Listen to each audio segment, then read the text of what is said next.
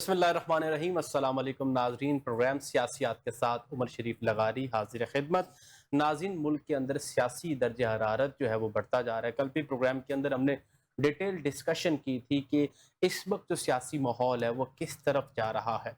आज की सबसे अहम बड़ी डेवलपमेंट के तौहीन अदालत के हवाले से जो पाकिस्तान तहरीक इंसाफ की जानिब से दरख्वास्त दी गई थी डॉक्टर उज़्मा की जानिब से, उसके अंदर एतराज़ात लगाए गए थे, लेकिन आज वो एतराज़ात दूर कर दिए गए हैं और नंबर अलॉट कर दिया गया है। और इसके साथ साथ अहम डेवलपमेंट ये भी है कि डॉक्टर उस्मा ने जल्द समाअत के लिए सुप्रीम कोर्ट में दरखास्त जमा करवा दी है और तौहीन अदालत की दरखास्त को रवां हफ्ते जो है वो मुकर्रर किए जाने की इस्तदा की गई है। उसके साथ साथ दूसरी जानिब पार्लियामान के अंदर मामला गर्म हुआ है, खासतौर पर नून लीग और दूसरी जानिब पीपल्स पार्टी के जो इख्तलाफात हैं उस हवाले से इस वक्त स्पीकर साहब के चैम्बर के अंदर अहम मुलाकातें हो रही हैं। आज की अहम मुलाकात में अगर मैं आपको बताऊं तो मोहसिन नकवी, आजम नजीर तारड़ साहब की स्पीकर अयाज सादिक साहब से उनके चैम्बर में मुलाकात हुई है। जो रिसेंटली कश्मीर के अंदर इलेक्शंस हुए, उस इलेक्शंस के बाद जो पाकिस्तान पीपल्स पार्टी और पाकिस्तान मुस्लिम लीग नून के दरमियान जो रास्ते जुदा होते हुए नजर आए, उसके अंदर क्या हकीकत है और आइंदा अपकमिंग इस हवाले से क्या होने जा रहा है, इस हवाले से प्रोग्राम में डिटेल डिस्कशन करेंगे। क्योंकि पाकिस्तान के अंदर इस वक्त पॉलिटिकल स्टेबिलिटी और खासतौर पर ग्रास रूट लेवल के हवाले से जो रिपरकशंस हैं, जो परफॉर्मेंस ऑफ द गवर्नमेंट है, एक बहुत बड़ा सवाल निशान बन चुकी है। एक तरफ ये कहना, ये कयास आराइयां या कि ये जो रम्बलिंग्स हैं कि पाकिस्तान तहरीक इंसाफ के लिए स्पेस बनाई जा रही है, क्योंकि उसकी एक निशानी जो आपके सामने आ रही है, इसमें सबसे बड़ी अहम डेवलपमेंट जो कि मुलाकातों का सिलसिला था वो रुका हुआ था। और आज नौरीन नियाजी साहिबा जो कि हमशीरा बानी पीटीआई है, उनकी मुलाकात के बाद क्या ये कहा जा सकता है कि किसी पॉलिटिकल स्पेस की अब गुंजाइश बाकी है या कि उसकी तरफ ये मामला जा रहा है? क्योंकि एडमिनिस्ट्रेटिव यूनिट्स के हवाले से मैं कल भी प्रोग्राम में डिटेल में बता चुका था कि एक प्रेशर बिल्डिंग, एक ब्लॉक बनाया जा रहा है। क्या वो प्रेशर बिल्डिंग जो ब्लॉक बनाया जा रहा है, क्या वो पीपल्स पार्टी और नून लीग को एडमिनिस्ट्रेटिव यूनिट्स और 28वीं तरमीम के हवाले से उनको एक पेज पे लाएगा? ये सबसे बड़ा सवाल है। इसके साथ साथ प्रोग्राम के आखिरी जो हमारा सेगमेंट होगा, आखिरी चंक, उसमें मैं बैनुल अक़वामी जो डेवलपमेंट्स है उस पर भी डिटेल गुफ्तगू करूंगा। मेरे साथ स्टूडियो में जनाब डॉक्टर कैस असलम साहब है, सीनियर तजज़ियाकार है, माहिर मुआशियात हैं, और पाकिस्तान तहरीक इंसाफ से हमें ज्वाइन किया है लाल चंद मली साहब ने। सबसे पहले तो मैं डॉक्टर साहब आपकी इजाजत से लाल चंद मली साहब से पाकिस्तान तहरीक इंसाफ का स्टांस जरा जानना चाहूंगा। मली साहब, सबसे पहले तो ये बताइए कि तौहीन अदालत की दरख्वास्त आपने दे दी हुई है और इसके साथ साथ जो इतराजात थे वो भी खत्म हो गए, नंबर भी अलॉट हो गया है, लेकिन आपको पता है कि सुप्रीम कोर्ट के केसेस के हवाले से इतनी क्विकली रिस्पॉन्ड आता नहीं है। आप क्या समझ रहे हैं कि इस रवां हफ्ते कोई अहम डेवलपमेंट आएगी सामने? और आज मुलाकात भी हो गई है नौरीन नियाजी साहिबा की, तो इस वक्त पाकिस्तान तहरीक इंसाफ क्या हिकमत अमली अपनाने जा रही है सर? और भाई शुक्रिया। जनाब। सबसे पहले तो मैं आपको ये इतला देना चाहूंगा हम्म। कि सुप्रीम कोर्ट ने 16 सितंबर इस कंटेंट की डेट जो है वो फिक्स कर दी है। जी। पाकिस्तान तहरीक इंसाफ की जानिब से राब्ता किया गया था कि जो उस्मा खान की जो एप्लीकेशन है कंटेंट की, जी। वो जल्द जल्द लगाई जाए। उसकी डेट 16 आई है। लेकिन उसके साथ साथ मैं ये कहना चाहूंगा कि जो सुप्रीम कोर्ट का जो हुक्म है जी। वो अभी तक इन फील्ड है। हुकूमत ने ये बहाना बनाया कि उस रात को वहां पे लोग जमा हुए, वहां पे अवाम जमा हुई और इसलिए हम खान साहब को अल्श के पास शिफ्ट नहीं कर सके और हमने पिम्स में उनका चेकअप करवाया।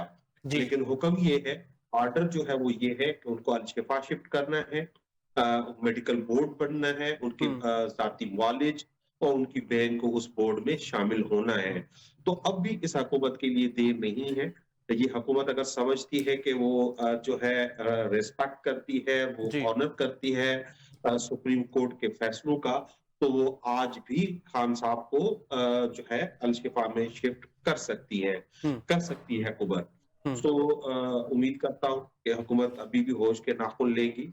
लेकिन आपको याद होगा कि मुस्लिम लीग का खासतौर पर नवाज लीग का ये वतीरा रहा है جی کہ وہ عدالتوں کے فیصلے نہیں مانتی.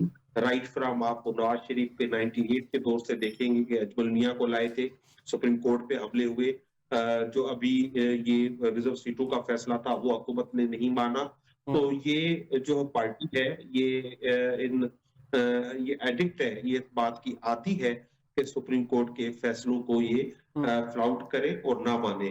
دوسری طرف سے پوری دنیا میں آپ نے دیکھا کہ کل ایک لیٹر آیا, وہ 21 جو کیپٹنز ہیں جو کیپٹنز ہیں یعنی بالکل کرکٹس کے ٹیم کے, انہوں نے بھی ایک لیٹر لکھا, وہ کہا پاکستان کی حکومت کو زور دیا ہے کہ وہ سپریم کورٹ کے فیصلے کو منون جو ہے وہ اپلائی کرے اور عمران خان کے علاج کی اچھا آپ ملی صاحب رانا ثناءاللہ صاحب کی سٹیٹمنٹ کو کس نظر سے دیکھتے ہیں؟ وہ کہہ رہے تھے کہ انٹیلیجنس کی جانب سے ہمیں یہ خبر ملی کہ شفا انٹرنیشنل ہاسپٹل میں جو سیکیورٹی کی صورتحال ہے وہ خراب ہو سکتی ہے اگر وہاں پہ ان کو منتقل کیا جائے.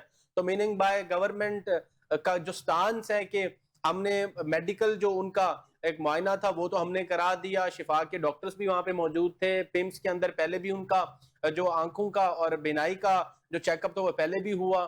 تو آپ کو نہیں لگتا کہ ایک اگر سیکیورٹی لا اینڈ آرڈر کی سچویشن اگر ایک معاملے سے خراب ہو رہی تھی تو کیونکہ ہر فیصلے کے اندر سپریم کورٹ کا فیصلہ ہے یا کسی بھی عدالت کا فیصلہ ہے تو دیر از اے پاسبلٹی آف امینڈمنٹ کہ اس کو پریکٹیکل اس کو اپروچ میں کس طریقے سے لایا جائے. تو اگر پریکٹیکل اپروچ ایک فیصلے کی یہ تھی کہ لا اینڈ آرڈر کی سچویشن کو گورنمنٹ صورتحال جو ہے وہ اس کو دیکھتے ہوئے انہوں نے تو راستہ ہی تبدیل کر دیا تھا نا سر, تو پھر توہین عدالت میں جانے کی کیا ضرورت ہے؟ اگر آپ کو ایک پولیٹیکل سپیس بن رہی ہے تو مزید اس کو سر میرے خیال میں اپنانا چاہیے. اور بات یہ ہے کہ کچھ دن پہلے محسن نقوی نے ایک بیان دیا تھا کہ یہ حکومت ناکام ہو گئی ہے, یہ سسٹم جو ہے کولیپس ہو گیا ہے. اب یہ دوسرے الفاظ میں بات ریپیٹ کی گئی ہے رانا ثناءاللہ کی جانب سے کہ وہ کیپٹل سٹی اسلام آباد میں سیکورٹی مینٹین نہیں کر سکتے. آپ خود جرنلسٹ ہیں, پورے پاکستان کے عوام نے دیکھا ہوگا, کوئی سوائے کچھ یوٹیوبرز کے اور کچھ لوگوں کے وہاں پہ زیادہ اتنی تعداد نہیں تھی جس کی وجہ سے عمران خان صاحب کو ہاسپٹل نہ لے جایا سکے. ان کو جب اپنے آپ یہ خود جب سیکورٹی دینے کی یا روکنے کی کوشش کرتے ہیں لوگوں کو تو یہ کروڑوں روپے خرچ کر کے یہ کنٹینرز لگا کے لوگوں کو ایک ان کا آئینی حق ہے ان سے روک دیتے ہیں, اور دوسری طرف انہی لوگوں کا بہانہ بنا کر جو آئینی حق ہے عمران خان کے علاج کا وہ ان کو وہ نہیں دیتے ہیں. تو یہ صرف ایک ایڈمیشن ہے کہ کبھی وہ کہتے ہیں کہ ہم بڑے محفوظ ہیں, ہماری حکومت بڑی محفوظ ہے, اسٹیبل ہے, ہم لا اینڈ آرڈر جو ہے مینٹین کر سکتے ہیں. دوسری طرف یہ حرکتیں کرتے ہیں کہ 50-60 یوٹیوبرز اور جرنلسٹ کو دیکھ کے, اس دن تو انٹرنیشنل جرنلسٹ بھی آ گئے تھے. ڈاکٹر صاحب آپ کا کیا پوائنٹ آف ویو ہے جس طریقے سے ماضی کے اندر یہ دیکھا گیا ہے کہ جو بھی پارٹی کا لیڈر ہوتا ہے یا فورن پرائم منسٹرز ہمارے جتنے بھی رہے ہیں ان کی صحت کے اوپر سیاست ہوئی ہے ہمیشہ سے. اب یہ دیکھیں کہ یہاں پر بھی ایک ایسا سینیریو بن گیا ہے, سپریم کورٹ کا فیصلہ بھی آ گیا, لیکن آج جس طریقے سے ڈاکٹر عظما نے یہ کہا کہ جلد سماعت کی جائے کیونکہ جو جلد سماعت کا معاملہ ہے بانی کی صحت اور زندگی سے جڑا ہوا ہے, تو آپ کیا سمجھتے ہیں کہ کہتے ہیں نا کہ زمینی حقائق کیا ہے, تو صحت کے اصل حقائق کیا ہیں؟ ڈاکٹر صاحب آپ اس حوالے سے کیا نقطہ نظر رکھتے ہیں؟ شکریہ بہت بہت. دیکھیں پہلی بات تو میں یہ کہوں گا کہ حالانکہ وہ 16 ستمبر کو شاید سپریم کورٹ نے ڈیٹ مقرر کر دی ہے, اور یہ بھی بات صحیح ہے کہ یہ کوئی عام شخص نہیں ہے, ملک کا بہت بڑا لیڈر ہے, پرائم منسٹر رہا ہے, کرکٹ میں بہت نام کمایا ہے, شوکت خانم ہاسپٹل میں بہت نام کمایا ہے, تو انٹرنیشنل فیم کا بندہ ہے. مگر یہ جو مجھے نظر آتا ہے, دو باتیں نظر آتی ہیں. پہلی بات تو یہ ہے کہ جس کی لاٹھی اس کی بھینس, تو اسپیشلی پنجاب حکومت, کیونکہ یہ جو ہے جیل اڈیالہ یہ پنجاب میں ہے, تو وہاں جو ہماری پولیس اور بیوروکریسی ہے وہ سبسیوینٹ ہے پنجاب کی حکومت میں, اور وہ شاید یہ نہیں دیکھ رہی کہ حکومتیں آتی جاتی رہتی ہیں, وہ وہیں رہیں گے اینڈ سچ فورتھ. دوسری بات یہ ہے کہ ہاں وہ 74 ایئرز کے ہیں, اور جیل میں شاید رہنے کی ہمارے جیسے لوگوں کی عادتیں نہیں ہوتی ان دیٹ کانٹیکسٹ، اور وہ تو ہم سے بھی زیادہ تو صحت پہ اثر انداز ہوا ہوگا. سو آئی تھنک کہ دونوں باتیں بہت ضروری ہے کہ انٹرنیشنل کمیونٹی نے اس کو اچھی طرح نہیں لیا ہوگا کہ لیکن گورنمنٹ کا جو سٹانس ہے اس جو مرضی سٹانس ہو رکھنا چاہیے نا سر. سوال بڑا سمپل ہے کہ آپ یہ کہہ رہے ہیں کہ وہ سزا یافتہ شخص ہے، کورٹ نے اس کو سزا دی ہے، تو پھر کورٹ اگر اس کو کہہ رہا ہے کہ فلانے ہاسپٹل لے جاؤ تو وہ بھی اتنا ہی ماننا پڑے گا جتنا اس کی سزا کا ہے. سو آپ جب حکومت یا حکمرانوں یا اہلکاروں کی ڈس آنیسٹی نظر آتی ہے انٹرنیشنل کمیونٹی کو، تو پھر آپ اور ایسے شخص کے لیے جو آپ کا تو پھر وہ پولیٹیکل سٹینسز بھی آ جاتے ہیں اس کے اندر. وہ کہ جب تک یہ ایران کی جنگ ہے اور آپ کی گڈی چڑھی ہوئی ہے، آپ خالص ہیں، شاید دنیا آپ پہ وہ نقطہ نہ اٹھائے، مگر ہسٹری تو اٹھائے گی نا جی. ہسٹری نے چلو آپ تو مثبت چیزیں ہو رہی ہیں نا، ملاقاتیں ہو رہی ہیں، آج ہمشیرہ بانی پی ٹی آئی کی ملاقات بھی ہوگی. کچھ ذرائع یہ بتا رہے ہیں کہ بیٹوں کے ساتھ بھی 16 سپتمبر سے پہلے جو آپ نے ڈیٹ بات کی ہے نا جس کی، اس سے پہلے اس کے بھی چانسز ہیں کہ ان سے بات فون پہ ہو جائے گی. سمجھتا ہوں کہ اور صحت کے حوالے سے بھی کلیریفیکیشن ہوگی ہے نا کہ آنکھوں یہ انٹرنیشنل پریشر ہے جی سارا کا سارا. کس قسم کے انٹرنیشنل پریشر کی بات جی دیکھیں بات یہ ہے کہ کچھ بیٹوں نے آپ انٹرنیشنل پریشر کی بات کر رہے ہیں، کچھ کہہ رہے ہیں کہ صوبوں والا معاملہ ہے، کچھ کہتے ہیں جی دیکھیں صوبوں والا جو معاملہ ہے وہ بڑا انٹرسٹنگ اس لیے ہے کہ میرا یہ خیال ہے کہ دونوں بڑی پولیٹیکل پارٹی جو ہیں پی ایم ایل این اور پیپلز پارٹی، ان کی پولیٹیکل پاور ٹوٹ جائے گی ان دیٹ کانٹیکسٹ. ان کے پاس کیونکہ وہ فیملی کی سیاست کرتے ہیں تو میرا نہیں خیال کہ ان کے پاس اتنے گورنر یا اتنے چیف منسٹرز ہوں گے، ضروری نہیں ہے. جس کے برعکس یہ پارٹی جو ہے پی ٹی آئی، یہ کیونکہ عوام کی وہ کر رہی ہے اس وقت عکاسی، تو شاید عوام سے یہ لوگ لے لیں اس کے لیے. سو ان اے وے آپ دیکھیں گے کہ دونوں پولیٹیکل پارٹیز جو ہیں وہ اس کو ایکسیپٹ نہیں کریں گی اس لیول پہ. میرا اپنا پرسنل خیال تو اور تھا کہ ون یونٹی کر دو اور لوکل باڈی سے چلاؤ اگر آپ نے اتنے خرچے کرنے ہیں. اچھا ان دیٹ کانٹیکسٹ صوبے بنانے یا لوکل باڈیز کرنا، اصل تو ایشو یہی ہے نا کہ لوگوں کے عوام کے مسائل حل ہوں. But at the same time یہ تو پارلیمنٹ پہ ہے کہ وہ کس طرف لے کے جاتی ہے اس سارے کو. بٹ یہ تو نظر آ رہا ہے کہ کوئی پریشر تو پڑا ہوا ہے نا گورنمنٹ پہ. ٹھیک ہے پوائنٹ آ گیا. لال چند صاحب کیا کہیں گے اس حوالے سے کہ جیسے ڈاکٹر صاحب بھی بتا رہے ہیں کہ کہتے ہیں کہ انٹرنیشنل پریشر ہے، لیکن مقامی اس وقت جو صورتحال ہے اس میں دیکھا جائے تو لوکل پولیٹکس کے اندر تو یہ چیمن گوئیاں ہیں نا کہ جی صوبوں کے حوالے سے پاکستان تحریک انصاف کو ریلیف دی جا رہی ہے، ملاقاتیں کرائی جا رہی ہیں تاکہ پیپلز پارٹی اور نون لیگ کو یہ بتایا جا سکے دیر از اے آپشن. ٹھیک ہے، تو آپ کیا سمجھتے ہیں کہ اگر جس طریقے سے آج نورین نیازی صاحبہ کی ملاقات بھی ہو گئی، اب یہ بھی کہا جا رہا ہے کہ بیٹوں سے ملاقات بھی ہو جائے گی انشاءاللہ، تو آپ کیا سمجھتے ہیں کہ جیسے سہیل افریدی صاحب کہہ رہے تھے کہ ہماری ملاقاتیں نہیں کرائی گئیں، اگر ہماری سنوائی نہیں ہوئی تو پھر ہم لانگ مارچ کی طرف آئیں گے.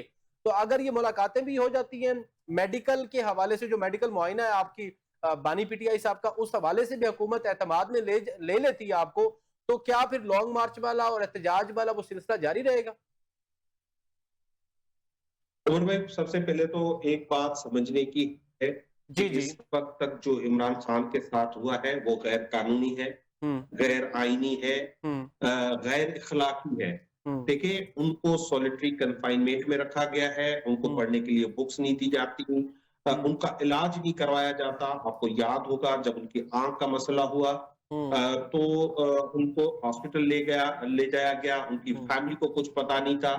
جب ہم یہ کر رہے تھے میڈیا میں بات کہ عمران خان کی طبیعت ٹھیک نہیں ہے، تو یہی رانا ثناء اللہ ہے، یہی جو ہائیبرڈ حکومت ہے وہ سب پوری قوم کو بتا رہی تھی کہ عمران خان بالکل ٹھیک ہے، لیکن ایسا نہیں تھا.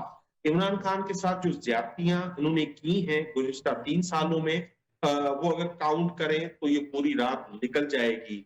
लिहाजा ये जो मुलाकातें हो रही हैं, ये कोई फेवर नहीं है, ये उनका कानूनी हक था और हक है।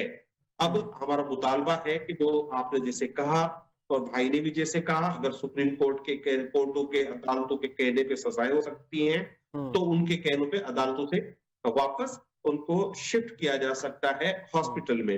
अब आप देखें, वो एक तो बहाना उन्होंने ये बनाया था कि वहां पे अवाम जमा हो गई थी, दूसरा बहाना ये बनाया कि सरकारी हॉस्पिटल में इलाज होना चाहिए था। तो उनको ये याद करवाना जरूरी है कि जब शहबाज नवाज शरीफ के प्लेटलेट्स गिरे थे, जो एक झूठ था और बहाना था, तब 50 रुपए के स्टाफ पेपर पर कोर्ट के हुक्म पर और हुकूमत की और इमरान खान की इजाजत के बाद इमरान खान ने तो इनके लिए ट्वीट्स की थी और कहा था कि गेट वेल सून, और दुआ की थी कि आपकी सेहत ठीक हो। तो ये लंदन चले गए थे, वहां जाके पूरी कौम को पता चला वो कोई बीमार नहीं थे, ये सारा विखर था और ये जो है कौम को उन्होंने झूठ बोला था। तो वो एक इखलाकियाती बात होती है, ज़ब्त की बात होती है कि हुकूमत को ज़ब्त दिखाना चाहिए। आइन और कानून पर अमल करते हुए इमरान खान ने कभी एनआरओ नहीं मांगा, इमरान खान ने कभी नहीं कहा कि मुझे नवाज शरीफ की तरह मुझे सऊदी अरब भेज दो, मुझे लंदन भेज दो। उसने यही कहा है मेरा जीना मरना पाकिस्तान की अवाम के साथ है। अब आ जाए जो कंस्पिरेसी थ्योरी चल रही है, मैं एक जिम्मेवार पाकिस्तान तहरीक इंसाफ के रुकन की हैसियत से उनको मुस्तरद करता हूँ। अगर इमरान खान को कोई इस तरह की करनी होती अंडरस्टैंडिंग या एना हो, तो वो कब का कर चुके होते। उनको बार बार जो राजा सनौरा ने भी ये एडमिट भी किया कि हम 2 दफा उनको एनआरओ ऑफर कर चुके हैं। आपको याद होगा कि ये वाइडली मीडिया पे रिपोर्ट हो चुका है कि उनको कहा गया कि आप उनसे बाहर चले जाएं, आप पॉलिटिक्स करना बंद कर दें, आप पीछे किसी और को सौंप दें। तो इन सब का उन्होंने इनकार किया है। सुबह के हवाले तो सुबह मैं समझता हूँ जो निजाम नाकाम हो चुका है, उस निजाम को कोई हक नहीं है कि पाकिस्तान के अंदर सूबे, इंतजामी यूनिट या इस तरह की बातें करे। ये निजाम जो है, मौजूदा निजाम, ये इलेजिटिमेट है, ये फॉर्म 47 की पैदावार है। हम इनको मानते ही नहीं है। पाकिस्तान तहरीक इंसाफ इन असेंबलियों को, इस हुकूमत को कबूल नहीं करती है और समझती है कि 17 सीटों वाला ये वजीर आजम है जिनको जबरदस्ती हमारे साथ पे मुसरत कर दिया गया है। तो ये सवाल ही नहीं पैदा होता कि इस असेंबली का और इस हुकूमत का कोई फैसला जो इस मुल्क के लिए मुस्तकबिल के लिए हो, वो काबिल अमल हो सके। उसके अलावा भी एक आईन पाकिस्तान है, उसमें एक तरीकेकार जो है नई बाउंड्रीज के लिए, नए सूबों के लिए दिया गया है। लेकिन जब तक मैं कह रहा हूँ कोई लेजिटिमेट हुकूमत नहीं होती, जब तक कोई इलेक्टेड हुकूमत नहीं होती, जब तक विल ऑफ पीपल पार्लियामेंट में रिफ्लेक्ट नहीं होती, तो किसी को हक नहीं पहुंचता कि वो पाकिस्तान की बाउंड्रीज। एक और सवाल के हवाले से जरा क्लैरिफिकेशन दे दें कि अपोजिशन इत्तेहाद के बारे में कहा जा रहा है, मौलाना फजल रहमान साहब भी उसका पार्ट बनने जा रहे हैं, कुछ जराये बता रहे हैं, मुलाकातें भी हो रही हैं। किस हद तक समझते हैं कि ये एक मौसर हिकमत अमली होगी अपोजिशन की जानिब से? जी देखिए, ये खान साहब का हुक्म था कि ज्यादा से ज्यादा on one point agenda against this government, अगर for the fresh elections and some various things, जो है ना, ज्यादा से ज्यादा एक पॉलिटिकल कंसेंसस जो है वो फोर्स किया जाए, वो पैदा किया जाए। पाकिस्तान तहरीक इंसाफ जो है इसके लिए कोशिश रही है, लेकिन अब ये बुनियादी काम दिया गया है TTAP को, तहफ़्फ़ुज़ तहरीक आईन पाकिस्तान को, चकरी साहब को। वो इसके लिए बिल्कुल कोशिश है और उनकी पार्टी की, हमारी पार्टी की, क्योंकि जनरल सेक्रेटरी हैं उनके असद कैसर साहब TTAP की, तो उनकी मेहनत से ये और उनके काविशों से ये अलायंस जो है वो एक्सपेंड हो गया है। अब उसमें जब इस्लामी शामिल हो गई है, जो अब तक का जो फैसला है कि वो पार्लियामेंट में भरपूर मज़ामत करेंगे और अपनी राय देंगे। डॉक्टर साहब, आपको क्या लगता है कि भरपूर मज़ामत होनी चाहिए? माजी के अंदर आपने देखा है कि कितने अलायंस बनते हैं, PDMB और इस जैसी कई अलायंस जो है पोजीशन में हमें देखने को मिली गवर्नमेंट के खिलाफ। इस वक्त जो राइट नाउ सिचुएशन है, पाकिस्तान तहरीक इंसाफ है, दूसरी पार्टीज हैं और इसके साथ साथ मौलाना फजल रहमान साहब जिस तरीके से अब जो है वो उनकी मुलाकातें भी हो रही हैं। एक वक्त था कि بانی P T I Imran Khan صاحب، پی ٹی آئی ان کو کئی ناموں سے پکارتی تھی اور کرپٹ کا کہتی تھی انہیں، آج انہی کے ساتھ پھر معاملات سیٹ ہو رہے ہیں، پھر یہ کوئی پی ڈی ایم کی طرح کوئی ایسا الائنس بننے جا رہا ہے۔ ڈاکٹر صاحب اس حوالے سے کیا کہیں گے کہ پاکستان کی سیاست کا کچھ سمجھ لگتا نہیں ہے میرے خیال میں؟ دیکھیں ٹیکنیکلی تو سیاست کا مطلب جو ہے وہ یہ ہے کہ حکومت لینا، اچھا، اور نیچرلی ووٹ کے تھرو لینا جو کانسٹیٹیوشن میں بھی لکھا ہوا ہے، مگر جب اس کے اندر خرابی آئے، اگر آپ کو یاد ہوگا کہ ایوب خان کی گورنمنٹ بھی اسٹریٹ پاور سے گئی تھی، ان دیٹ کانٹیکسٹ بھٹو کی بھی جو سیکنڈ 77 کی گورنمنٹ ہے وہ اسٹریٹ اور یہ الائنس بننے کے بعد کوئی اسلامی الائنس تھا یا کیا تھا، اس کے بعد گئی تھی۔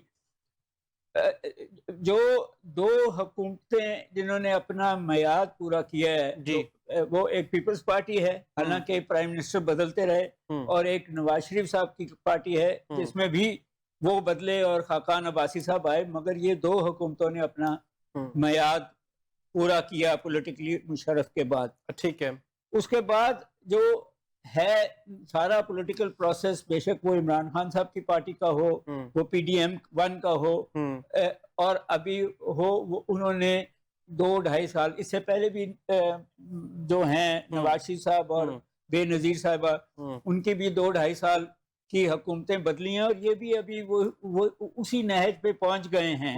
ان دیٹ کانٹیکسٹ اب مجھے نہیں پتا کہ وہ اسٹریٹ اسٹرینتھ بنے گی یا نہیں بنے گی، مگر ایک پولیٹیکل الائنس ضرور بنے گا۔ وہ جو کیلکولیشن ہیں ہسٹوریکل وہ تو یہی ہیں۔ اس پولیٹیکل الائنس کی کیا ریفلیکشن کیا ہوگی؟ ایک ہی ریفلیکشن ہر دفعہ ہوتی ہے، مارشل لا ہے یا حکومت پرائم منسٹر کے وہ ایک ہی ریفلیکشن ہے کہ جی کرپشن۔ اور ابھی بھی جو الزام ہیں، اور محسن نقوی کے اپنے جب اندر سے آپ کا انٹیریئر منسٹر یہ کہہ دے کہ ناکام ہو گیا ہے، تو اس کا مطلب یہی ہے نا کہ کہیں نہ کہیں گڑبڑیں ہیں، پریشر ڈال رہے ہیں، وہ اندر سے بھی ڈال رہے ہیں، وہ باہر سے بھی۔ لیکن گورنمنٹ یہ کہتے ہیں نا کہ وہ امپروومنٹ ہو سکتے ہیں، کیبنٹ کے اندر تبدیلیاں آئیں گی، اس کا مطلب یہ تو نہیں ہے کہ حکومت خطرے میں۔ امپروومنٹ تو ہمیشہ سے ہوتی ہے۔ اگلے دن اس کی تردید بھی تو کر دی نا نقوی صاحب نے کہ یہ جو وزیر اعظم صاحب ہے 5 سال پورے کریں۔ ایک کنسپریسی تھیوری تو یہ کہتی ہے جس کی تردید کر رہے ہیں محسن نقوی صاحب کے، جی 5 سال حکومت پورے کرے گی۔ حکومت شاید کر دے، کیا شہباز شریف صاحب کریں گے؟ سوال جو ہے وہ فارمولا جو 2.5 سال والا کچھ ایسا تو نہیں ہونے والا۔ پھر یہ بھی دیکھیں، عوام کو تو یہی دکھایا جائے گا نا کہ عوام کا پریشر پڑا، آزاد کشمیر میں پریشر پڑا، جی بی کے الیکشن کا پریشر پڑا، کے پی میں پریشر پڑا ہے، تو یہ جو پریشرز ہیں، اب جو حکومت کہتی ہے کہ ہم نے اکنامک انٹرونشن کی ہے، تو گروتھ تو 3.5-3.7 سے پوائنٹ آ گیا۔ لال چند ملی صاحب، آپ کو یہ لگتا ہے کہ دیر از اے پاسبلٹی کہ شہباز شریف صاحب کی جگہ کوئی اور آ جائے، یا پیپلز پارٹی اسی فارمولے پہ پھر وہ امپلیمنٹیشن کرا لے کہ 2.5 سال والا فارمولا کچھ ہو جائے، ایسا لگ رہا ہے آپ کو؟ جی، سب سے پہلے تو دیکھیں نا کہ پیپلز پارٹی اور نواز لیگ کی انٹرنل جو ایگریمنٹ وہ کیا تھا اور کیا ہے، اور ان کو ایک ضمانت کس نے دی تھی کہ اس ایگریمنٹ پہ کام ہوگا۔ کیونکہ دیکھیں نا، ہم تو سمجھتے ہیں کہ دونوں ایلیجیٹیمیٹ ہیں، دونوں فارم 47 کی پیداوار ہیں، اور یہی وجہ بن رہی ہے۔ یہ میں نہیں کہا، آپ نے دیکھا کہ آزاد کشمیر میں جس طرح سے الیکشن ہوا ہے، وہاں پہ عوام نے الیکشن میں حصہ نہیں لیا، اور جن میڈیا نے، انٹرنیشنل آؤٹلیٹس نے، B B C, Al Jazeera, Arab news, جس نے یہ رپورٹ کیا کہ وہاں پہ لوگ نہیں نکلے ہیں، تو ان کو بھی وہاں پہ بین کر دیا گیا۔ یہ ملک کو جاگیر سمجھ کر لوٹتے ہیں، ان کو ملک کو جاگیر سمجھ کر یہ بانٹتے ہیں، ان کو طاقتور جو قوتیں ہیں وہ ان کو بانٹ دیتی ہے کہ یہ تمہارا، یہ تمہارا، یہ تمہارا، بس کرنا وہی ہے جو ہم کہیں۔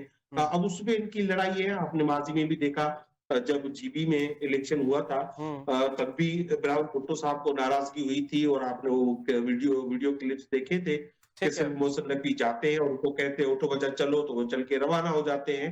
تو اب بھی ان کے درمیان جو اختلافات ہیں وہ اسی طرح کے ہیں، جس وقت انہوں نے چاہا، جو ان کو لے کے چل رہے ہیں، جن سے ان کا وجود ہے، وہ جسے کہیں گے وہ یہ کریں گے۔ ٹھیک ہے، پوائنٹ آ گیا۔ لال چند ملی صاحب آپ کا بہت شکریہ، آپ نے ٹائم دیا. ڈاکٹر صاحب مجھے اب اس میں یہ بتا دیں سر کہ آج جو میں ابتدائیے میں بھی بتا رہا تھا کہ آج جو محسن نقوی اعظم نذیر تارڑ صاحب کی ملاقات اسپیکر ایاز صادق صاحب کے چیمبر میں ہوئی ہے، اور یہ ملاقات ذرائع یہ بتا رہے ہیں بڑی امپورٹنٹ ملاقات ہوئی ہے، اور اس میں جو ملاقات میں کشمیر انتخابات کے بعد جو اختلافات جو دونوں پارٹیز کے درمیان آئے ہیں اس کو دور کرنے کی کوشش کی جا رہی ہے. میننگ بائی جو آپ یہ بات کر رہے ہیں کہ دیر از اے پاسبلٹی کہ وزیر اعظم صاحب کو چینج ہو جائیں یا نون لیگ کا کوئی اور آ جائے، تو پھر آپ کو کیا لگتا ہے کہ یہ جو اختلافات ہیں کیا یہ دور ہو سکیں گے؟ یہ کوشش محسن نقوی صاحب کی جانب سے کی جا رہی ہے، اعظم نذیر تارڑ صاحب کی جانب سے؟ دیکھیں ایک بات سمجھنے کی ہے، اور وہ یہ ہے کہ لیجیٹیمیٹ ہو یا انلیجیٹیمیٹ ہو، گورنمنٹ پولیٹیکل ہو یا ان ڈیموکریٹک ہو، وہ جو اکنامک کیک ہے جس کو ہم ٹیکس کہتے ہیں اس کے شیئرنگ کا ایشو اس ملک میں رہتا ہے. عوام تک تو وہ بہت کم پہنچتا ہے، ٹرکل ڈاؤن افیکٹ ہو جاتا ہوگا، ٹھیک ہے، مگر آپس میں پارلیمنٹیرینز کا، منسٹرز کا، وہ سارے پرکس جو ہیں اس پہ ہے ساری لڑائی ان دیٹ کانٹیکسٹ. اب کوشچن صرف یہ ہے، یہ جو آپ میٹنگ کی بات کر رہے ہیں، میرا یہی خیال ہے کہ سب سے امپورٹنٹ یہی ہوگا کہ ان ہاؤس چینج آ جائے. اب ان ہاؤس چینج آپ پریڈکٹ کر رہے ہیں؟ جی دیکھیں، اب سوال یہ ہے کہ وہ ان ہاؤس جو ہے اس میں جناب بلاول بھٹو صاحب کو چانس ملے گا یا ان ہاؤس آپس میں ہی؟ آپ ایک چھوٹی سی جو خبر ہے نظر انداز کی ہے. میں چاہتا ہوں کہ ہمارے ساتھ پاکستان پیپلز پارٹی سے ذوالفقار بدر صاحب نے ہمیں جوائن کر لیا، اس سے ذرا پیپلز پارٹی کا سٹانس لینے تھے ان سے، تو پھر میں آپ کی طرف آتا ہوں. بدر صاحب thank you so much for giving us time. آپ سب سے پہلے تو یہ بتائیے کہ آپ ماہر قانون بھی ہیں ساتھ ساتھ، مجھے اس میں سر کائنڈلی بتائیں کہ توہین عدالت کے حوالے سے جو درخواستیں آج دائر ہو گئی ہیں، نمبر الاٹ ہو گئے ہیں، تو اس میں آپ کہاں تک دیکھ رہے ہیں معاملہ؟ آپ کو کوئی اس میں کوئی ایسی چیز نظر آتی ہے جو میرے خیال میں حکومت کے لیے کوئی مسئلہ بن سکتی ہے؟ بسم اللہ الرحمن الرحیم، بہت شکریہ جی. جناب سب سے پہلے تو آپ ڈاکٹر قیس اسلم صاحب کی جو بات سن رہے تھے اس کو کمپلیٹ کرنی چاہیے تھی. ہم تو یہ گستاخی کر نہیں سکتے ان کے ہوتے اپنا کوئی تجزیہ دیں جی، لیکن چونکہ ڈاکٹر صاحب کی طرف ڈیٹیل سے آتے ہیں اس کے بعد سر. جی آپ نے مجھے چونکہ بلایا ہے تو بات صرف اتنی ہے کہ یہ جو بھی معاملہ ہے اس معاملے کو آپ دیکھیں، یہ سیاسی چیز ہے. عدالت کے اندر جائے گا، عدالت اس کے اندر اس کے پلس مائنس دیکھے گی، چیزیں کرے گی، لیکن عدالت اگر کسی پہ کنٹمپٹ آف کورٹ بھی لگا دے، بہت حد تک کسی کو فارغ بھی کر دے، اس سے حکومت کا کوئی اس سے ڈر والی بات نہیں کہ حکومت کو کوئی فرق پڑے گا. ٹھیک ہے، ٹھیک ہے. اچھا اس میں یہ بتا دیں کہ جو آج ملاقات ہوئی ہے محسن نقوی صاحب اعظم نذیر تارڑ صاحب کی اسپیکر صاحب سے، اور جو کشمیر انتخابات کے بعد جو اختلافات بڑھے آپ کے پیپلز پارٹی کی میننگ بائے اور نون لیگ کے، کیا دیکھ رہے ہیں اس وقت کس طرف یہ معاملہ جا رہا ہے؟ کوئی ایک پیج پہ ہے آپ کی دونوں پارٹی، مطلب کہ نون لیگ کے ساتھ معاملات سارے؟ دیکھیں یہ اختلافات اور تحفظات تو ہیں اس الیکشن کی اندر ریگنگ ہونے کے بعد، لیکن اسپیکر صاحب بھی اور محسن نقوی صاحب بھی کوشش کر رہے ہیں تو معاملہ افہام و تفہیم سے اس حد تک ہے کہ جو بھی پارٹی لیڈرشپ کے تحفظات ہیں یا معاملات ہیں اس کو ایڈریس کیا جائے، تو اس کے اوپر کام ہو رہا ہے. انشاءاللہ امید ہے کہ کوئی نہ کوئی بہتری آئے گی. اور آپ کیا سمجھتے ہیں کہ جو ڈاکٹر قیس صاحب بھی بات کر رہے ہیں کہ ان ہاؤس تبدیلی کے امکانات بھی ہیں، اور یہ بھی ہو سکتا ہے کہ بلاول صاحب کو موقع مل جائے، اور کچھ ایسا ہو رہا ہے، کچھ آپ سمجھتے ہیں کہ ایسا دیر از اے پاسبلٹی؟ دیکھیں ڈاکٹر صاحب نے تو ہمارے لیے بڑی اچھی بات کی ہے کہ بلاول صاحب کو موقع ملے، ہم بھی بڑے دعاگو ہیں. اچھا، لیکن موجودہ حالات کے اندر میں نہیں سمجھتا کہ ان ہاؤس کوئی تبدیلی ہے. لیکن پاکستان کی سیاست کے اندر آپ کبھی بھی کوئی چیز رول آؤٹ نہیں کر سکتے کہ کب کیا کب کیسے ہو جائے، لیکن فی الحال کوئی ایسی چیز نظر نہیں آ رہی. اور پاکستان کی سیاست کے اندر جس طریقے سے آپ کہہ رہے ہیں کہ کوئی بھی تبدیلی آ سکتی ہے، پھر اگر اختلافات مزید بڑھ جاتے ہیں تو پاکستان پیپلز پارٹی تیار ہے اس حوالے سے کہ تمام جو حکومتی عہدے ہیں ان کو چھوڑ کر پھر اپوزیشن کا پارٹ بن جائے؟ پیپلز پارٹی ہر ٹائم پہ ہر چیز کے لیے تیار ہوتی ہے, کوئی اس میں پرابلم نہیں ہے. جہاں پہ جمہوریت کو مستحکم اور بچانے کی بات آئے گی, پیپلز پارٹی ہر چیز چھوڑ کے سڑکوں پہ آ جائے گی. اس میں نون لیگ کا یہ کہنا ہے کہ اصل یہ معاملہ یہاں سے خراب ہوتا ہے کہ کشمیر الیکشن کے حوالے سے, آزاد کشمیر الیکشن کے حوالے سے وہ کہتے ہیں کہ اگر پیپلز پارٹی کو شکست ہوگی ہے تو ان کو قبول کرنی چاہیے, نہ کہ وہ ہمیں کہہ رہے ہیں کہ فارم 45 کی پیداوار ہے اور یہ جو حکومت جو ہے وہ ایکسیپٹیبل نہیں ہے. دیکھیں اصل بات یہ ہے کہ نون لیگ کو نا عادت ہو گئی ہے 1990 سے لے کے 2024 تک. اب میں پرانی باتیں کروں گا تو سب کو چبھیں گی. ان کو عادت ہو گئی ہے کہ ریگنگ کے الیکشن میں جیت کے آ کے اس طرح کی باتیں کرنے کی. یہ جینوئن الیکشن میں تو کبھی جیت ہی نہیں سکتے تھے, ہمیشہ کسی نہ کسی کے کندھے پہ سوار ہو کے آتے رہے. تو ہمارا تحفظ بھی یہی ہے کہ جینوئن الیکشن نہیں تھا. تو آپ اس کے ساتھ کولیجن میں پھر آگئے پھر بھی لائے. وہ تو ہم نے پارلیمانی نظام کو بھی تو چلانا ہے نا, ملک کو تو نہیں چھوڑنا. اب پارلیمانی نظام کو چلانے والا جو گراؤنڈ ہے وہ آپ کیا سمجھتے ہیں کہ آن دا بیلس آف پروبیبلٹیز کیا دوسری طرف جس الیکشن کو آپ جینوئن نہیں کہہ رہے وہ چلے گا پارلیمانی نظام چلے گا. چلیں ٹھیک ہے سر, پوائنٹ آ گیا آپ کا ڈاکٹر صاحب. میرے خیال میں جو پیپلز پارٹی ہمیشہ سے یہ گراؤنڈ دیتی ہے کہ جو جمہوریت ہے یا پارلیمان کو چلانے کے لیے ہم نے نون لیگ کا ساتھ دے کے حکومت چلائی ہے, کیا یہ گراؤنڈ سمجھ میں آنے والا ہے ویسے سر ڈاکٹر صاحب؟ دیکھیں پیپلز پارٹی دو باتیں تو اس پارٹی کی ہیں کہ ہمیشہ سے ان کا ایک سینٹرل کمیٹی رہی ہے اور بڑے بڑے پڑھے لکھے لوگ سینٹرل کمیٹی میں ہیں اور وہ اپنی رائے دیتے رہتے ہیں اس کے. اور دوسرا یہ ہے کہ شاید وہ واحد پارٹی ہے جس کے لیڈران قتل ہوئے ہیں ان دی کانٹیکسٹ. جیلوں میں تو شاید سب پارٹیز کے لیڈران رہے ہوں. اور تیسری جو ہے کہ ایک خاص قسم کی اسٹریٹ پاور بھی ہے جو پنجاب میں پی ٹی آئی نے لے لی, وہی پیپلز پارٹی کی power. But at the same time اس کو بڑے اندازے ہیں کہ جمہوریت جب ڈی ریل ہوتی ہے تو مارشاء اللہ آتا ہے, اور جب مارشاء اللہ آتا ہے تو پہلا جو کٹ لگتا ہے, کوہاڑی پڑتی ہے, وہ پیپلز پارٹی پہ پڑتی ہے ان دیٹ کانٹیکسٹ. اس لیے میرا خیال ہے کہ وہ کوشش یہی رکھیں گے کہ یہ نظام چلتا رہے. میں جو پوائنٹ کہنا چاہ رہا تھا وہ اور قسم کا تھا. وہ یہ تھا کہ ایک چھوٹی سی خبر میں نے دیکھی تھی کہ حمزہ شہباز پارلیمنٹ کے ممبر بن گئے ہیں. جی تو پھر ایک اور leader P M L N لے آیا ہے نا حمزہ شہباز اپنی فیملی سے پارلیمنٹ میں, کہ اگر ریپلیسمنٹ کرنی پڑے تو ہمارے پاس ایک اور بھی ہو. تو کئی چھوٹی چھوٹی چیزوں کو میں اگنور نہیں کرتا, یہ انڈیکیٹرز ہوتے ہیں. But at the same time I agree with Zulfiqar. Point آ گیا, ٹھیک ہے پوائنٹ آ گیا. اچھا ذوالفقار بدر صاحب, سر لوکل گورنمنٹ کے حوالے سے پنجاب حکومت بڑی ایکٹیو نظر آ رہی ہے, تو لوکل گورنمنٹ کرائے جاتے ہیں اگر پنجاب کے اندر تو اس کا پراپر حصہ بنے گی پیپلز پارٹی سر؟ یہ اچھی بات ہے, الیکشن ہونے چاہیے اور پاکستان پیپلز پارٹی بھرپور الیکشن لڑے گی, پارٹیسپیٹ کرے گی.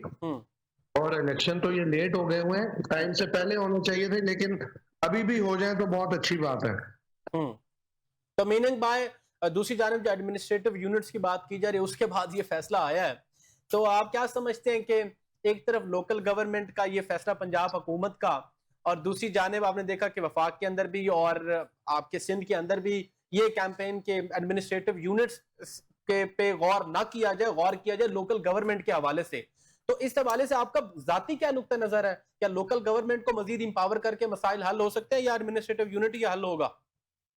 دیکھیں ایڈمنسٹریٹو یونٹ کے بعد بھی تو آپ نے لمیٹیشن کرنی ہے, اس کو آپ نے ٹیریٹری بنانی ہے, اس کی آپ نے جو اس کو حلقہ بندی دینی ہے, تو آ کے کام تو انہی لوگوں نے کرنا ہے جو ابھی کر رہے ہیں. تو یہ گورننس کا ایشو ہے.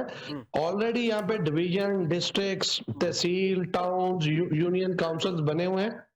ہمیں اس کے اندر ٹیکنالوجی سے اکوپ کرنا چاہیے اور لوگوں کو ڈیلیور کرنے کے لیے معاملات کو اور بیوروکریسی کو بہتر انداز میں جو ہے ایجوکیٹ کرنا چاہیے تاکہ لوگوں کے پاس لوگوں کے مسائل کا حل نکلے. یہ ادروائز آپ ایڈمنسٹریٹو یونٹ بنا لیں, نئے صوبے بنا لیں, جو مرضی تجربہ کر لیں, at the end of the day اگر ڈیلیوری نہیں ہوگی, لوگوں کو فائدہ نہیں ملے گا, تو وہ بھی ایک تجربے کے طور پہ ہی معاملہ چلے گا اور اینڈ ریزلٹ کچھ نہیں. ٹھیک ہے, پوائنٹ آگے سے ذوالفقار بدر صاحب, تھینک یو سو مچ آپ کا ٹائم دینے کا. ڈاکٹر صاحب, سر میں ابتدائی میں بھی کہہ رہا تھا کہ بین الاقوامی جو ڈیولپمنٹس ہو رہی ہے اس حوالے سے بھی ناظرین کو اپڈیٹ کریں گے آج کے پروگرام کے اندر, کیونکہ کوئی ایٹ موسٹ سگنیفیکنٹ ڈیولپمنٹس ہو رہی ہیں. فیلڈ مارشل صاحب کا تہران والا دورہ ہو گیا, اور اس وقت ایران اور امریکہ کے درمیان جو ایک اکنامک وارفیئر کا سلسلہ جاری ہو چکا ہے, ماہر معاشیات ہیں, کیا سمجھتے ہیں کہ اس خطے کے اندر کیا تبدیلیاں مزید آئیں گی؟ اس کے ریپرکشنز تو آج یورپ تک پہنچ چکے ہوئے ہیں, اور پاکستان بھی اس چیز میں اب دیکھیں جیسے پیٹرول کی پرائزز بڑھی اور دوسرے معاملات ہو رہے ہیں. کیا دیکھ رہے ہیں فیلڈ مارشل صاحب کی ملاقات کے بعد؟ کچھ مثبت چیزیں نظر آئیں گی, یا امریکہ جس طریقے سے کہہ رہا ہے کہ اکنامک وارفیئر میں بڑھا دوں گا اور ایران کے لیے مسائل مزید کھڑے ہو جائیں گے؟ دیکھیں, پہلی بات تو یہ سمجھنے کی ہے کہ امریکہ خود, یونائٹڈ اسٹیٹس آف امریکہ خود ایک سو کالڈ اکنامک اور فائنینشیل کرائسس کا حصہ بنا ہوا ہے. ایک دو دن کی خبر ہے کہ 40 ٹریلین ڈالر کا ڈیٹ پہلی دفعہ امریکن ہسٹری میں چلا گیا ہے. جب 36 ٹریلین کا تھا تو ہمیں پتا تھا کہ اس کا جو انٹرسٹ ہے وہ 1 ٹریلین سے بڑھ رہا ہے. اب 40 ٹریلین پہ 1 سے زیادہ کا بڑھے گا, اور اس کا 18 ٹریلین سے 20 ٹریلین ڈالر جو ہے امریکہ کا ڈیٹ جو ہے وہ چائنا کا ہے. اس کے ساتھ پیٹرو ڈالرز ہیں, یہ جس میں ایران نہیں ہے مگر باقی. اب جب یہاں سے ایران نے اڈے تباہ کیے ہیں تو 1600 شاید امریکن سولجرز مرے یا زخمی ہوئے ہیں, مگر اس کے ساتھ ساتھ جو ٹریلینز آف ڈالر کا نقصان ہو گیا ہے ان کا, ٹھیک ہے, وہ اس کو کرٹیل کرنا چاہتا ہے. اب اس جنگ کو امریکہ خود چاہتا ہے ختم کرنا, بٹ اسرائیل نہیں چاہتا کہ یہ ختم ہو, مگر اس کے ساتھ تو بڑھا رہا ہے نا مزید, مگر اس کے ساتھ یہ بھی چاہتا ہے کہ میں فتح یاب, دنیا یہ کہے کہ جی امریکہ نے جنگ جیت لی. ایران چاہتا ہے کہ ایران نے یہ جنگ جیت لی. اب دنیا ورلڈ آرڈر بدل رہا ہے. چین اور روس اب نان ڈالر, جس میں ایران بھی شامل ہو گیا ہے, نان ڈالر میں کر رہے ہیں. اب آپ دیکھیں کہ پاکستان جو ہے وہ 2 معاہدوں میں ہے ریجنل. ایک تو اب جو ٹرکی, سعودی عرب اور پاکستان نے ڈیفنس پیکٹ کیا ہے. ایک چھوٹی سی خبر آئی تھی کہ صومالیہ کے ساتھ بھی پاکستان نے ڈیفنس پیکٹ کیا ہے, افریقہ کے ایک ملک کے ساتھ. اچھا. مگر اس سے پہلے کئی سال سے ایس سی او جو ریجنل, جس میں بیلاروس سے لے کے رشیا سے لے کے چائنا سے لے کے ریجنل سب ملک ہیں, ایران بھی ہے, پاکستان اس کا ممبر بھی ہے.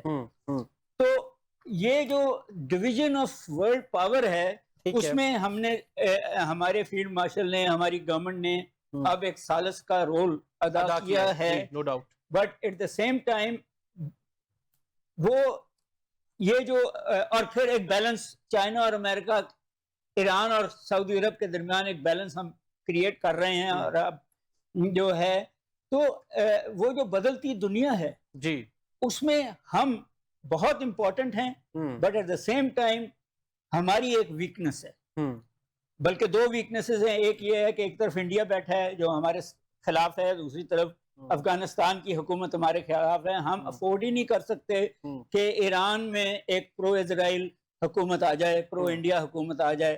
اس لیے ہمارے لیے ایران کی یہ حکومت بہت امپورٹنٹ ہے. دوسری طرف جو ہماری کمزوری ہے وہ ہماری معیشت ہے. ہم نے, ہمارے قرضے ہیں, ہماری ڈپینڈنس ہے آئی ایم ایف پہ, اور ان دیٹ کانٹیکس امریکہ پہ اور چائنا پہ اور سعودی عرب پہ جی, اور ہماری ڈپینڈنس ہے سعودی آئل پہ. ہم انرجی سٹارڈ ملک ہیں. تو ہم جب تک یہ ساری سیناریو کو اپنے فیور میں بار بار کرتے نہیں رہیں گے, اور میں نے آپ سے بار بار کہا کہ اس کے ہمارے 2 لیکیجز ہیں اس ملک میں. ایک لیکیج کرپشن ہے اور دوسری لیکیج بجلی کی قیمتیں. جب تک ہم ان دو کو کنٹرول کر لیں, گورننس تیسری آ جاتی ہے, مگر وہ بات کی بات ہے, یہ دو کو کنٹرول کرنا. تو ہماری تیسرا جو ایشو ہے وہ ہماری یوتھ کا پڑھے لکھے ہونا, جس پہ کوئی وہ نہیں دے رہا ہے. ٹھیک ہے. سو ان دیٹ کانٹیکسٹ دنیا بدل رہی ہے. اس میں ہم ذرا یہاں پہ آ جاتے ہیں نا, خاص طور پہ گلف کنٹریز کے حوالے سے, ذرا وہ بھی امپورٹنٹ ایمبٹ ہے اس وار کے اندر.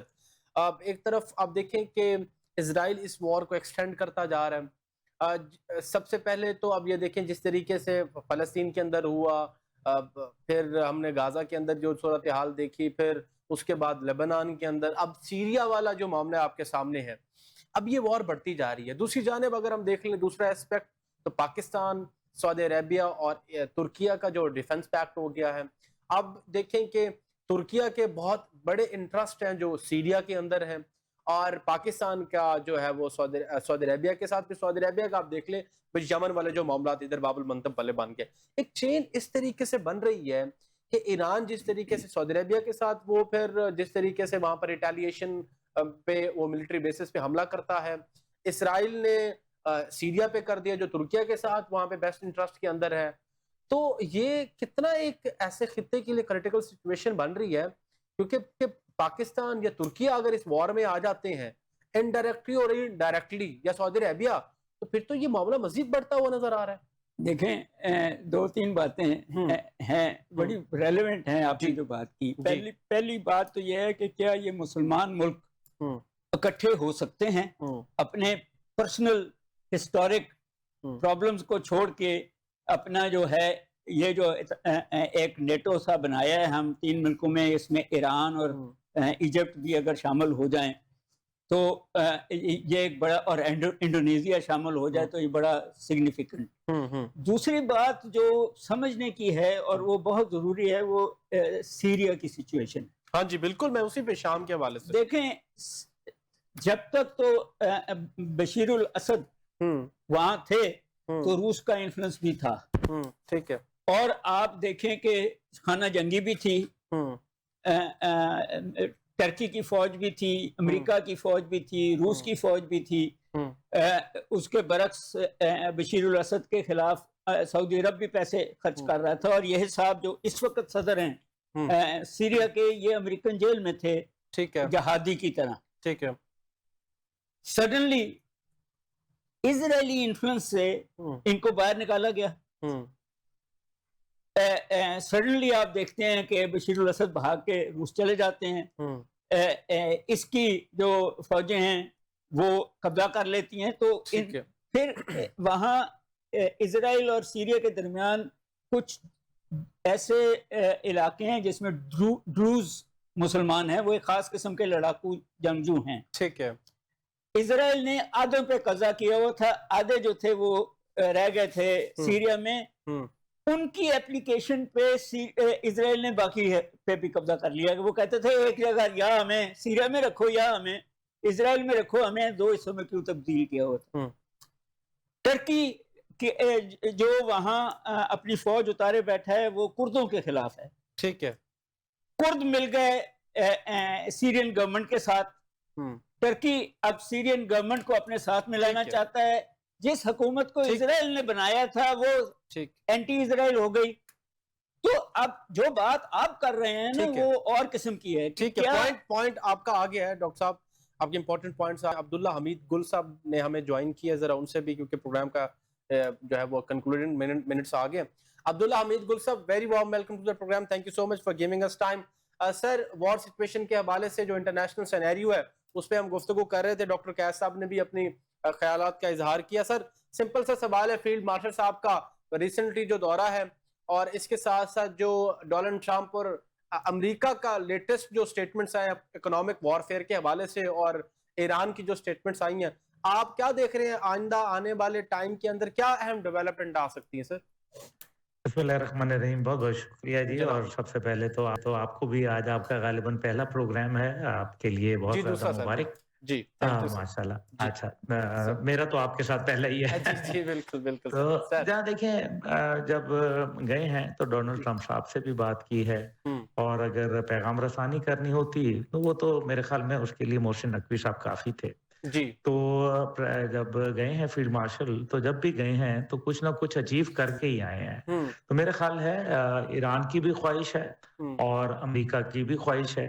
تو جب دونوں خواہشات ہوں صرف کچھ مس انڈرسٹینڈنگز ہوتی ہیں, کچھ مشکلات ہوتی ہیں جن کو دور کرنا ضروری ہوتا ہے. اینڈ آئی تھنک جی اٹ جاب اور اس میں جو خبر ہے وہ مل جائے گی, کیونکہ امریکہ بھی افورڈ نہیں کر سکتا اور ایران کو بھی پتا ہے کہ مین لینڈ امریکہ سے وہ بہت دور ہے اور ان کو براہ راست کوئی نقصان نہیں پہنچا سکتا. خطے کے اندر اگر وہ زیادہ دیر اس قسم کی انسرٹینٹی کو برقرار رکھیں گے تو خطے کے ممالک جس کے اندر ابھی فی الحال کچھ ایران کے لیے ہمدردی ہے وہ میرے خیال میں دور ہو جائے گی with the passage of time. تو یہی میرے خیال میں بنیادی بات صرف اتنی سی ہے کہ انشاءاللہ تعالی میں امید رکھتا ہوں کہ دنیا اس جنگ کی متحمل نہیں ہو سکتی. مشکلات ہیں, معاشی بحران ہے اور یہ بڑھتا جا رہا ہے, اور امریکہ جس کے اوپر عرب دنیا کی ایک بڑی انویسٹمنٹ $3.3 ٹریلین کی انہوں نے وعدے کیے ہوئے ہیں, اگر وہ عرب دنیا کے اندر جنگ کے حالات رہے تو وہ امریکہ میں انویسٹ نہیں کر پائیں گے, جس سے امریکہ کی اکانومی کو ایک شدید جھٹکا لگے گا اور امریکہ اس کا متحمل نہیں ہو سکتا. الیکشن سے پہلے ڈونلڈ ٹرمپ صاحب کو بہرحال فیصلہ لینا پڑے گا. اچھا, اس میں عبداللہ صاحب اسرائیل کے حوالے سے بڑا امپورٹنٹ میرے خیال میں اس وقت سینیریو بنا ہوا ہے نا کہ وہ شام تک اس کو لے گیا ہے, لبنان سے پہ شام, یہ کتنا جو ہے وہ کریٹیکل ہوگا خطے کے لیے؟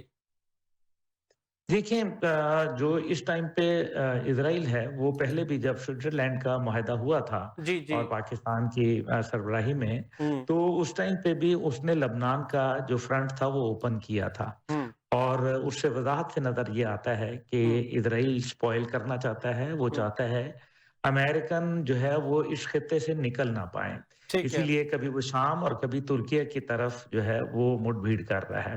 دوسری جانب مجھے یہ شک ہے کہ اگر اس کی یہ چال نہ کارگر ثابت ہوئی تو شاید خدا نہ خواستہ وہ کوئی امریکہ کے اندر فالس فلیگ آپریشن نہ کنڈکٹ کروا دے.